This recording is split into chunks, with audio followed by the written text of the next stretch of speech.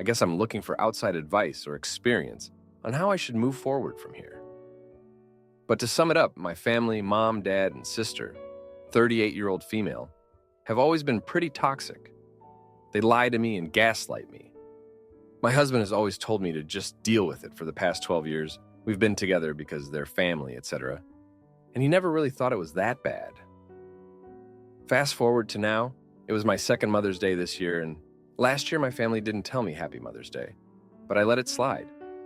This year we went out with them, and I told my mom Happy Mother's Day, and she said thanks and proceeded to tell me what they had planned for the rest of her day. None of them said anything to me, while I was struggling to keep my toddler under control. On top of this, they were planning a vacation and lied to us about it. After we left, I cried pretty hard. I was so hurt that none of them said Happy Mother's Day to me, especially my own mother.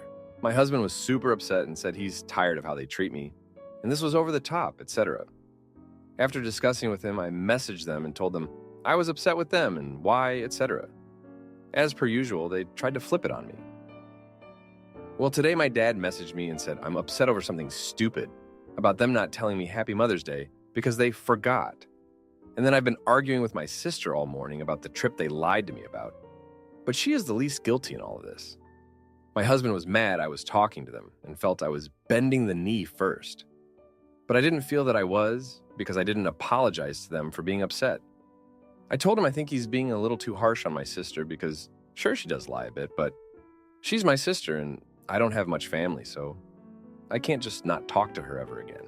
He blew up on me and said, I'm the reason they all treat me like this, and that I let them gaslight me and walk all over me, and it's my fault. He was also really angry at me for telling him he's being too harsh on my sister, and he said he can't believe I'm giving in and letting them get away with this, etc. He's been around this for 12 years. Why is he all of a sudden so upset about it now? I'm hurt that he's basically kicking me while I'm down because I'm already fighting with my family. But now him too. Him and I are not talking at the moment. I'm just so confused on what to do and why he is being so mean about it, making me cry but claiming he's upset about how they treat me. Why is he being like this, and where do I go from here? To add, I've tried for years to go no contact, but my husband told me not to. But he finally now agrees with me doing so. Now for an update, just had a talk with my husband, and he said he is just now upset because 1, he finally got tired of giving them the benefit of the doubt, giving them chances to change, and 2, I shouldn't be crying on Mother's Day, and 3, our child shouldn't have to deal with them. Now, for a few comments before the update. Comment 1. He should have brought it up before it got to the breaking point. But to be honest, your husband isn't wrong. It gets exhausting watching someone you love be repeatedly mistreated. Your family is hurtful to you, and you refuse to do anything about that. You may be happy to just sit there and take it, but you're emotionally torturing your husband by forcing him to watch you go through this over and over and over again. At the end of the day, he's the one who's had to deal with the fallout every time they've hurt you for 12 freaking years, and you refuse to do anything to change that. I understand why he's fed up because it doesn't just impact you. How much emotional labor is your husband forced to do for you every time you let these people take a shot at you?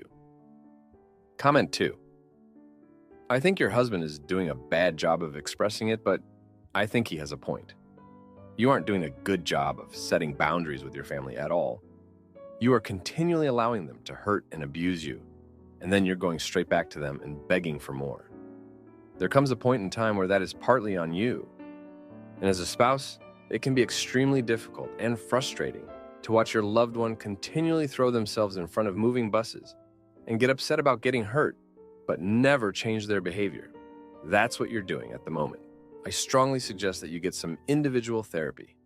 You need to work on appropriate boundary setting, which you seem incapable of doing right now. Now, for the update, thanks for reading my last post. So, after that talk with my husband, things have been pretty tense around here. We decided to go no contact with my family, which was a huge step for me. It felt like a weight was lifted off my shoulders, but at the same time, I was scared about what would come next. My husband was supportive, but I could tell he was still frustrated with how I handled things before. A few days after we decided to cut ties, my sister reached out to me. She apologized for the way things went down on Mother's Day and said she wanted to make things right. She suggested we meet up for coffee to talk things over. I was hesitant, but I agreed, thinking maybe we could find some common ground. My husband wasn't thrilled about it, but he said he trusted me to handle it. When I met my sister, she seemed genuinely sorry. She admitted that our parents had always been manipulative and that she often felt caught in the middle. She said she wanted to have a better relationship with me and my family, but she didn't know how to break free from our parents' influence. We talked for hours, and by the end of it, I felt like we had made some progress. I told her I needed time to think about how to move forward, and she understood. Meanwhile, my husband and I were still not on the best terms. He was supportive of me meeting my sister, but he was also wary of me getting sucked back into the toxic family dynamics. We had several long conversations about our relationship and how we could support each other better. He admitted that he had been too harsh on me and that he was just frustrated with the whole situation. I told him I appreciated his honesty and that I wanted us to work through this together. A week later, my dad called me out of the blue. He said he wanted to apologize for how things went down on Mother's Day and that he missed having me and my family around. He asked if we could meet up to talk things over. I was torn. On one hand, I wanted to believe that he was sincere. But on the other hand, I didn't want to fall back into the same old patterns. I talked it over with my husband, and he said he would support whatever decision I made. But he reminded me to be cautious. I decided to meet my dad, but I set some boundaries. I told him that I needed to see real change before I could consider having a relationship with him again. He agreed and said he was willing to do whatever it took to make things right. We had a long, emotional conversation, and for the first time in a long time, I felt like he was really listening to me. He admitted that he had been wrong and that he wanted to be a better father and grandfather. After that meeting, I felt a mix of emotions. I was hopeful that things could change, but I was also wary of getting hurt again. My husband and I talked about it, and he said he was proud of me for standing up for myself and setting boundaries. He also reminded me that it was okay to take things slow and that we didn't have to rush into anything. As the days went by, I noticed a change in my dad. He started reaching out more, asking how we were doing and showing genuine interest in our lives. My sister also made an effort to stay in touch and be more supportive. It felt like things were slowly starting to improve, but I knew it would take time to rebuild trust. One evening, my husband and I were sitting on the couch, talking about everything that had happened. He told me that he was proud of how I handled things, and that he believed we could get through this together. I felt a sense of relief and gratitude for his support. We decided to focus on our own family and make sure we were creating a healthy, loving environment for our child. But then, something unexpected happened. My mom called me and asked if we could meet up to talk. She said she wanted to apologize and make things right. I was skeptical, given her history of manipulation, but I agreed to meet her. My husband was concerned, but he said he trusted me to handle it. When I met my mom, she seemed different. She was more humble and admitted that she had made mistakes. She said she wanted to be a better mother and grandmother and that she was willing to go to therapy to work on herself. I was shocked, but also hopeful that maybe, just maybe, things could change. As I drove home, I thought about everything that had happened over the past 2 weeks. It felt like pretty hard on us, of emotions. But I was proud of how I had handled things. I knew it would take time to rebuild trust and create healthy boundaries, but I was willing to put in the work. When I got home, my husband was waiting for me. I told him about my meeting with my mom, and he was cautiously optimistic. We talked about how we could support each other and make sure we were creating a healthy environment for our child. It felt like we were finally on the same page and ready to move forward together. So that's where things stand now. It's been a challenging couple of weeks, but I feel like we're making progress. I'm hopeful that things can change, but I'm also realistic about the work that needs to be done. Thank you for reading and for your support. Am I the idiot for dumping my cheating boyfriend and reporting his illegal activities to the police? I, 28-year-old female, have been with my boyfriend, 30-year-old male, for 3.5 years. We have had a very happy relationship, spending almost every weekend together, taking trips, meeting each other's families, and planning our future together. Last week we were on holiday.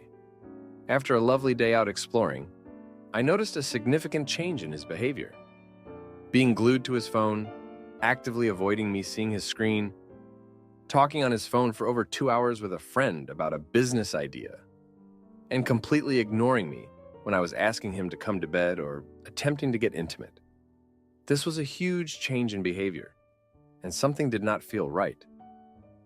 On our return home, the nagging and gnawing feeling was still there. While he was asleep next to me, I made the decision to look at his phone. This is not something I have ever done before in my current or past relationships, and I know most will see it as a massive invasion of his privacy, but I couldn't shake the feeling that something was really wrong. What I found, while lying in bed with him, shook me to my absolute core. I found a list of all the women he had been cheating on me with for the entire duration of our 3.5-year relationship. There was a list of over 70-plus names, accompanied by scores out of 10, whether he would be intimate with them again, and explicit details about what he did or didn't like about their anatomy, or what they did for him.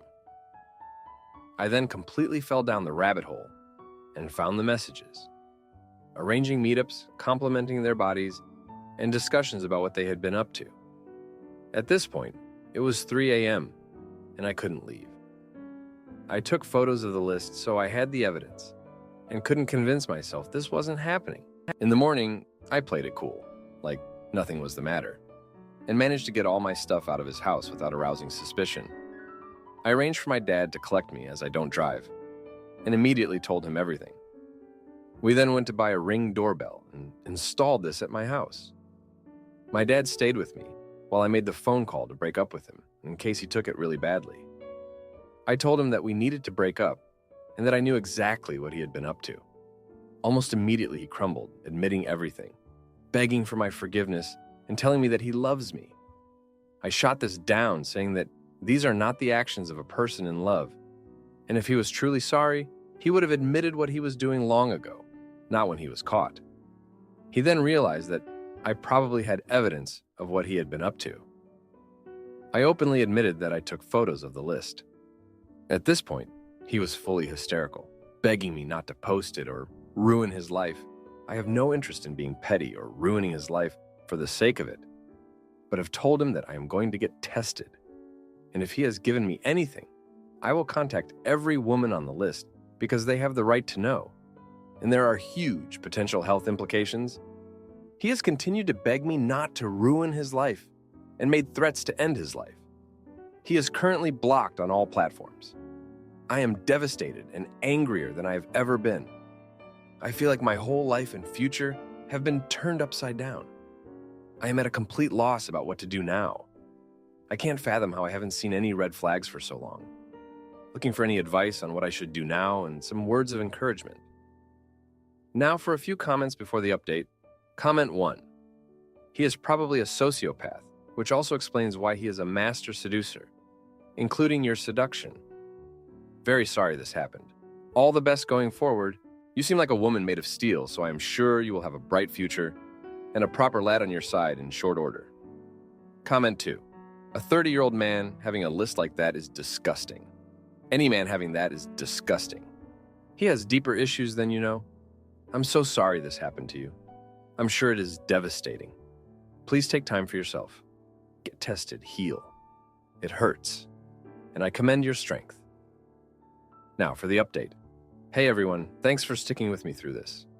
After breaking up with him, I thought things would start to get better, but they've only gotten more complicated. A few days after the breakup, I received a message from an unknown number. It was one of the women from the list. She said she found my number in his phone and wanted to warn me about him. She told me that he had been manipulating her too, promising her a future together while still being with me. She was devastated when she found out about me and the other women. We ended up talking for hours, sharing our experiences, and trying to make sense of it all. It was comforting to know I wasn't alone, but it also made everything feel more real and painful. Then, something unexpected happened. I got a call from his best friend. He said he needed to talk to me in person, and that it was urgent. I was hesitant, but curiosity got the better of me. We met at a coffee shop, and he dropped the news. He told me that my ex had been involved in some shady business deals, and that the business idea he mentioned on the phone during our holiday was actually a cover for something illegal. He didn't go into details, but He said that my ex was in deep trouble and that I might be in danger because I knew too much. I was in shock. I didn't know what to believe. Was this just another lie, or was I really in danger?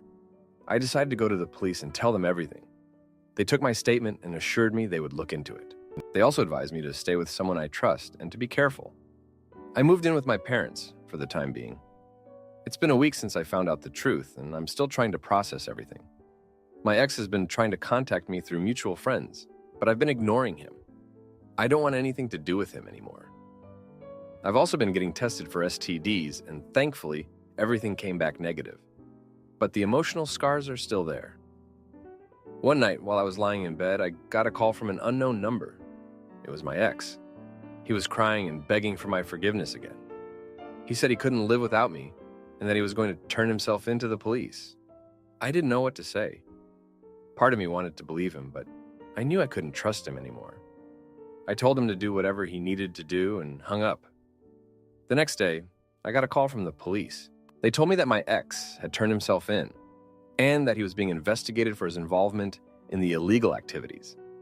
They also said that they found evidence that he had been planning to flee the country. I felt a mix of relief and sadness. I was glad he was finally facing the consequences of his actions, but it also made everything feel more final. In the midst of all this, I've been trying to focus on myself and my healing. I've been going to therapy and talking to my friends and family. They've been incredibly supportive, and I'm grateful for them. I've also been trying to find new hobbies and activities to keep myself busy. It's been hard, but I'm slowly starting to feel like myself again. One thing that's been on my mind a lot is the list. I still have the photos of it, and I've been debating whether or not to contact the other women. Part of me feels like they deserve to know the truth, but another part of me is scared of the potential fallout. I don't want to cause more pain and chaos, but I also don't want to keep this secret. I haven't made a decision yet, but I'm leaning towards reaching out to them. They have a right to know, just like I did. As I've been reflecting on everything, I've realized that there were red flags all along. I just didn't want to see them. I was so in love with him and so invested in our future that I ignored the signs. I've been beating myself up about it, but I know I need to be kinder to myself. It's not my fault that he lied and cheated. I did the best I could with the information I had at the time. One thing that's been helping me is writing down my thoughts and feelings. It's been therapeutic to get everything out on paper and to see my progress over time. I've also been reading a lot about narcissistic abuse and infidelity. It's been eye-opening to learn about the patterns and behaviors of people like my ex. It's helped me understand that his actions were not a reflection of my worth, but of his own issues. I'm still in the process of healing, and I know it's going to take time. But I'm determined to come out of this stronger and wiser. I've learned a lot about myself and what I want in a relationship. I've also learned the importance of trusting my instincts and setting boundaries. I'm hopeful for the future, even though it's still uncertain. Thank you for reading and for your support. Am I the idiot for telling my fiancée to clean up her mess? Or I'm out. We have been engaged for 8 months, getting married in December, and have been together for 6 years, lived together for 5. She's an attorney and has been more of the breadwinner in our relationship since we moved in together. During Infection 19, I was laid off, and she supported me a ton when it comes to groceries and things like that.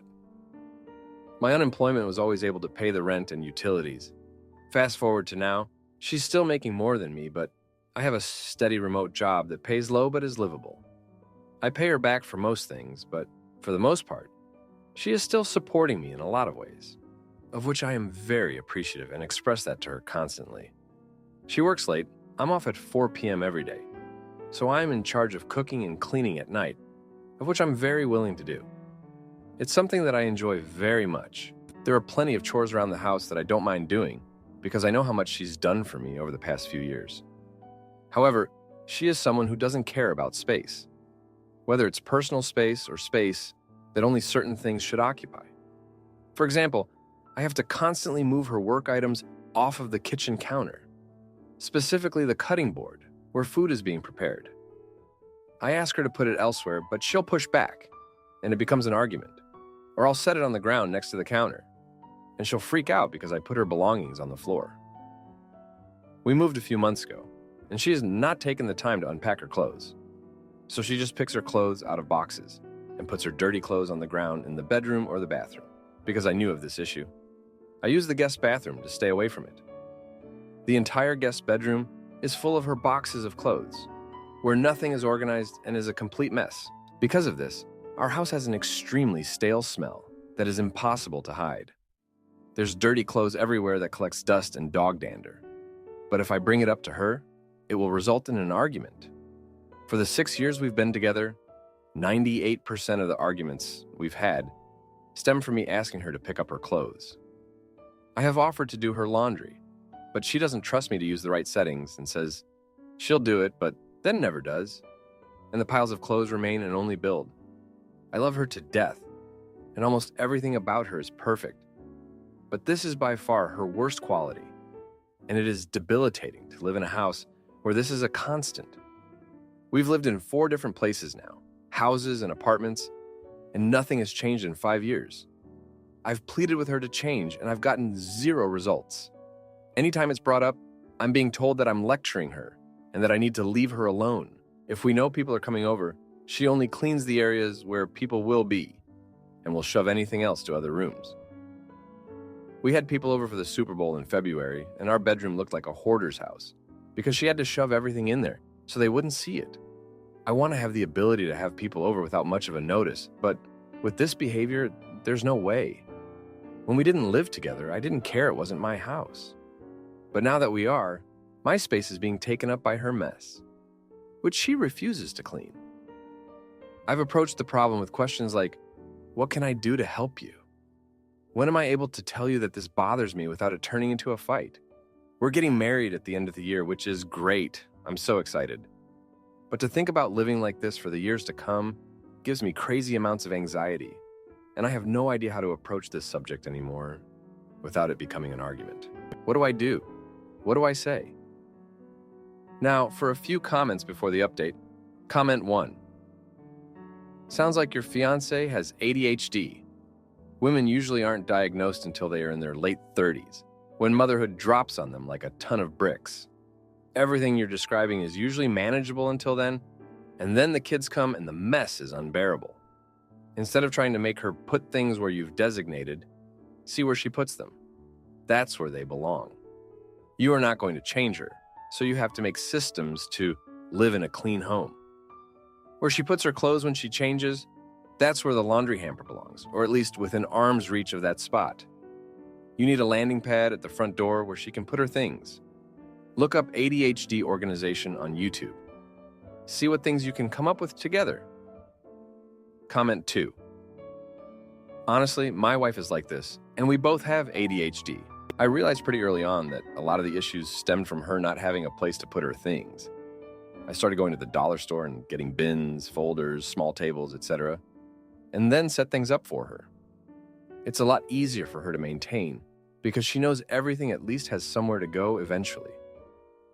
ETA, something that has also helped us, is to tap in and out of tasks together.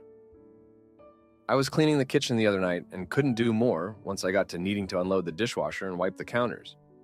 I tapped out and my wife tapped in and took care of it. Good luck. Now, for the update, thanks for all the comments from my last post. So, this past week has been pretty hard on us, and I need to vent about everything that's happened. Last Monday, I came home from work and found the kitchen counter completely covered with her work stuff again. I had just cleaned it the night before, and seeing it like that made me snap. I moved her things to the dining table, thinking it was a compromise. But when she got home, she was furious. We had a huge argument, and she accused me of not respecting her space.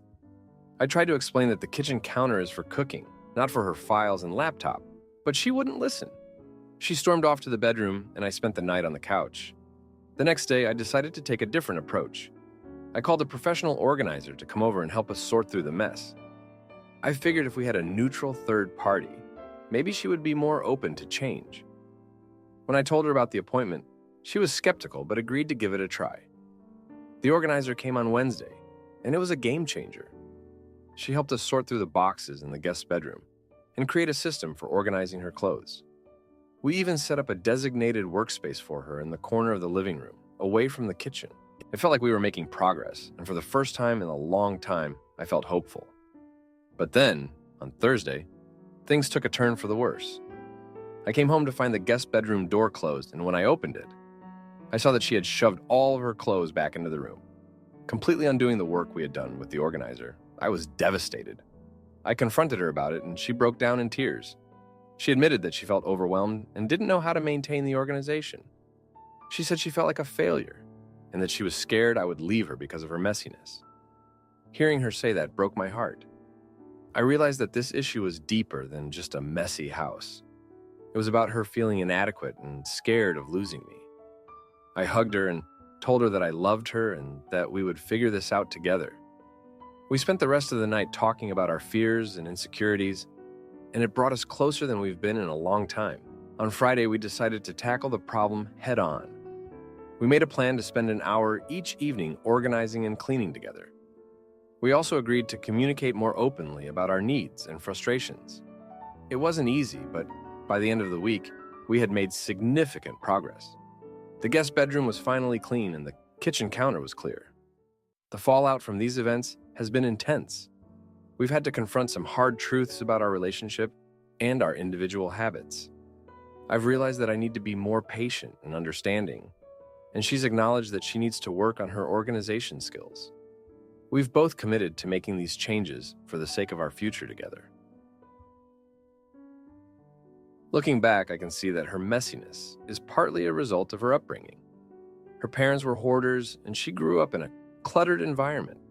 She never learned how to organize or maintain a clean space, and it's something she's struggled with her entire life. Understanding this has given me more empathy for her situation and has made me more determined to help her overcome it. We've also started talking about our future and what kind of home we want to create together. We've agreed that we both need to make compromises and work together to maintain a clean and organized space. It's not going to be easy, but we're committed to making it work. One thing that has become clear to me is that her messiness is not a reflection of her love for me or her commitment to our relationship. It's a habit that she needs to break, and with my support, I believe she can do it. We're both learning and growing, and I feel more confident than ever that we can overcome this challenge together. So that's where we're at now. It's been a tough week, but I feel like we've turned a corner. We're both committed to making our home a place where we can both feel comfortable and happy. Thanks for reading, and I appreciate all the support and advice. If you like this video, you'll probably like these too. Also, while you're here, please consider subscribing. It's your support that keeps this channel alive and allows me to make better and longer videos. Have a great day.